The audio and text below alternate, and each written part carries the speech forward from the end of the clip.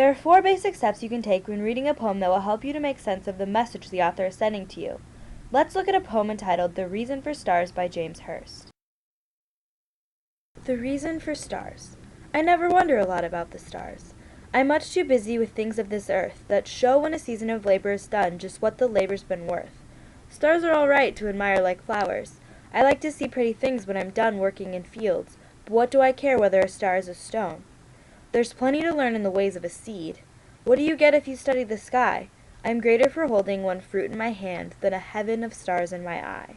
The first way to approach poetry is to simply react to it. I encourage you to do this with every poem you read. Read it through the first time and then write down a thought or two about how you emotionally or mentally respond to it on impulse. My initial reaction to this poem is to be bothered by it. I think the stars are beautiful and significant.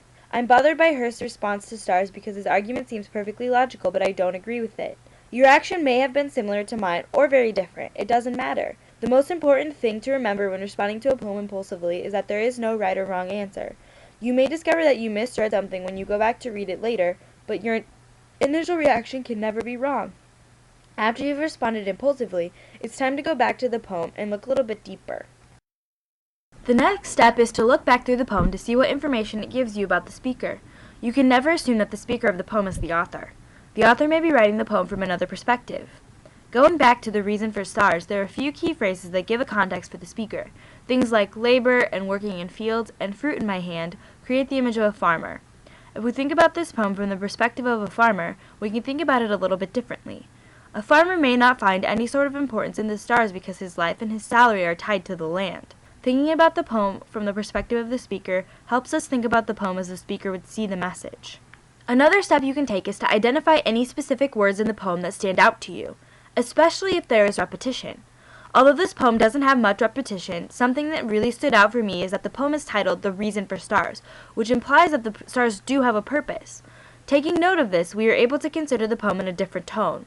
Perhaps instead of being a poem about a farmer saying that the stars have no purpose, it is about a farmer who loves the stars tremendously and is grappling with himself because logic tells him that they serve no purpose in his life. The final step I will suggest to you is to identify any areas of the poem that don't make sense to you or seem odd. In The Reason for Stars, the line, "But what do I care whether a star is a stone," is puzzling to me.